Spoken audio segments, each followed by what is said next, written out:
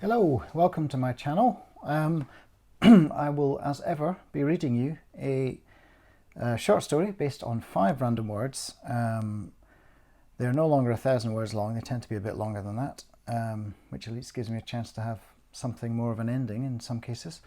Anyway, this one is based on the following 5 words. And it's story number 89, and it is called Unstuck. When I first heard Victor pronounce the name of the heady-scented white blossom that poured itself from every branch on the little lane outside my attic room, I assumed I'd misheard him. Did he really say black locust? That didn't sound right at all. Maybe a weird transliteration? There's nothing black about them in early spring when a profusion of creamy bell-shaped flowers cascades from their woody branches. And the only resemblance to a locust I've found is that when their pea-pod-shaped fruits wither away, they resemble the carapaces of dead insects. Still, Victor has lived in this part of rural Hungary for 45 years, and I've only been here since February, so what do I know? I'd been looking for a place to escape to, having spent the last year in London freelancing as a copywriter and desperately failing to complete my second novel, when I realised that a change of scene might be in order. Ideally, I'd find somewhere quiet and moderately pretty without any overtly sublime landscapes. Cascading waterfalls and mist-swathed mountains might only send me into an unproductive dwam. The word indicates a trance-like state such as procrastinating writers feel when gazing out of the window and failing to string sentences together into anything meaningful. When I broke up with Judy after 9 years, despair came calling, and it became a persistent guest. I'd hoped that at 45 I'd finally got my life together. With my engagement ring finally set on an appealing woman's finger, life seemed set to flourish.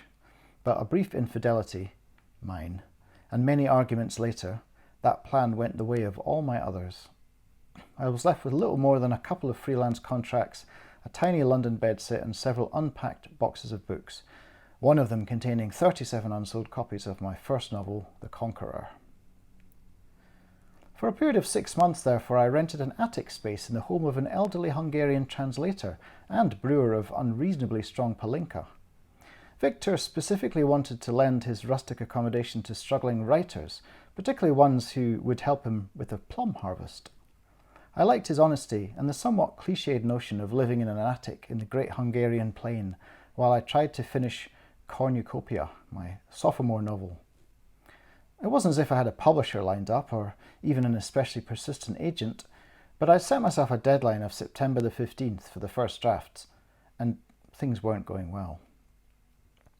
This particular afternoon, as bees buzzed in the fragrant blossoms beyond my window, I decided to stop staring at the painfully white screen of my laptop and head out for a run. It's something I often do to unblock myself, but it's not a guaranteed strategy. Still, it would be preferable to feeling hopeless and helpless in a sweltering attic room. The lane outside Victor's modest home follows a gentle incline around 2 sides of a field, then climbs the region's only hill to a viewpoint at the top. In this part of the dusty flat land that forms the torso of Hungary, a hill is anything higher than a double-decker bus. Even so, this hillock barely qualifies. But I'm so out of shape and often hungover from too much of my host's palinka that it can be a challenge on a hot day. This afternoon I huffed my way at 9-minute mile pace to the foot of the hill, imbibing the heady scent of the locust blossom and listening for grasshoppers amongst the rippling fields of corn. Then, rounding one steep bend in the path that zigzags up the hillside, something odd happened. A narrow rubber tyre bounced into sight, rolling towards me, then flopped onto its side in the dirt, as if exhausted. Following it at pace was a young girl with olive skin and startlingly blonde hair tied back in a ponytail. She looked barely 20 and was pushing a rusty bicycle with one hand and holding a similar tyre in the crook of her other arm. She looked embarrassed and muttered something in Hungarian as I stopped to pick up the errant tyre and hand it back to her. Under a fringe of perspiration-dampened hair, her features were sharply defined, striking rather than pretty.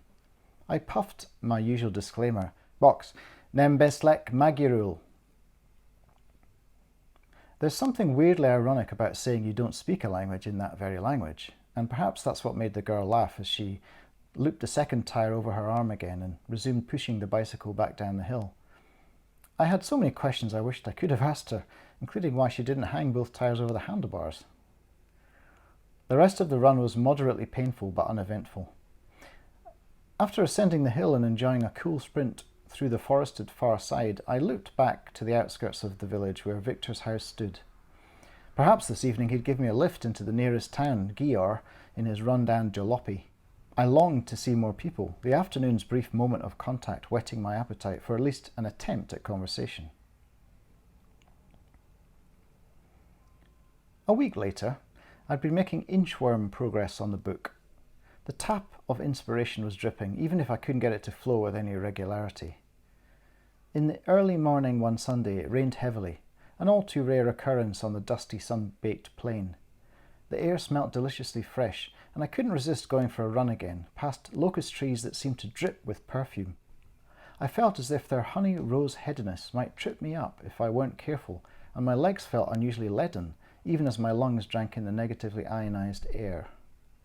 As I reached the foot of the hill, I had my second encounter with Lily, as Victor had informed me the young cyclist was named. That he did so with an inappropriate grin and a wink was something I decided to ignore. The girl was almost young enough to be the daughter I should have had by now. This time Lily, clad in a denim pinafore, was leaning over her bicycle, which I noted had been repainted a sky blue colour and had its new tyres fitted. It was also upside down, with the chain apparently trapped between the frame and the cogset. I know a little bit about bikes, and this was an easy fix, but perhaps not if you wanted to avoid getting your hands completely smeared with oil. Lily had wrapped a plastic bag around one hand and was desperately pulling at the chain as I slowed and caught up with her.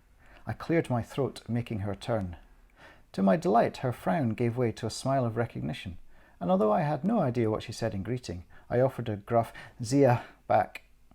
She seemed happy enough to let me take hold of the chain and attempt to remove it from where it was wedged tight. I could tell immediately that it was a link too loose, probably why it slipped the derailleur when Lily changed gears to climb the hill. Still, it took some serious teeth-gritting effort to yank the chain back out, by which point I was half regretting my act of chivalry. Lily instantly bumped shoulders with me in her eagerness to refit the chain, always a satisfying moment for any cyclist.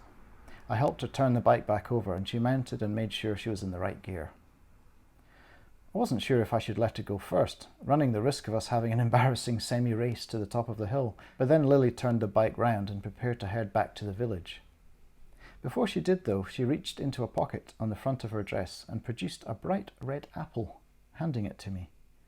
I thanked her, not quite knowing whether she expected me to bite into it there and then. Lily waved briefly and started back downhill, the clatter of the old bicycle scattering the grasshoppers in the neighbouring fields. I looked at the apple and decided two things. First, I would reward myself with a bite if I could make it to the top of the hill in the next 2 minutes.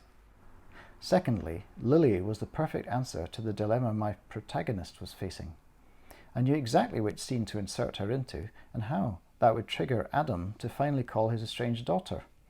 I felt a tight little knot of emotion in my gut, the one that signals I'm about to make the right choice. It would be perfect. I wanted to run as fast as humanly possible around the rest of my 3-mile loop. For the first time in weeks, I was eager to get back to my desk and to the book that nobody expects me to finish.